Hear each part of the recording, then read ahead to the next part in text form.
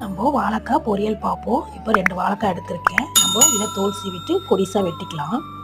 கொடிசாக வெட்டியாச்சு. நம்ம இதை ஒரு தண்ணியில் போட்டு வச்சிடலாம். கொஞ்சம் காய் வெட்டி மஞ்சள் தூள் போட்டு ஒரே ஒரு வேக்காடு வைக்கலாம். வாழைக்காய் பொரிக்கிறதுக்கு நான் ஒரு வெங்காயம் வெட்டி வச்சுருக்கேன். கறிவேப்பிலை கொத்தமல்லி வச்சுருக்கேன். இப்போ கொஞ்சம் போல் சீரகம் போட்டுக்கலாம். ஒரு 4 பச்சை மிளகாய் போட்டுக்கலாம். கொஞ்சம் தேங்காய் சீல் போட்டுக்கிட்டு இதை நம்ம ஒன்று பாதியமாக அரைச்சிக்கலாம். அரைச்சாச்சு. இப்படி அரைச்சா போதும். இப்போ நம்ம தாளிக்கலாம்.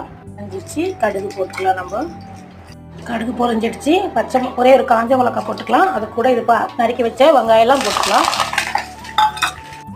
வெங்காயம் வதங்கிடுச்சு. நம்ம இதை போட்டுக்கலாம். வேக வச்சதை தேவைக்கு உப்பு போட்டுக்கலாம். இது கூட நம்ம தேங்காவும் பச்சை மிளகாவும் அரைச்சி வச்சதையும் போட்டுக்கலாம். இது ஃபுல்லாக கலரி வச்சுருக்கேன். ஒரு 2 நிமிஷம் தட்டு போட்டு முடிவோம். வாழைக்காய் பொரியல் ரெடி.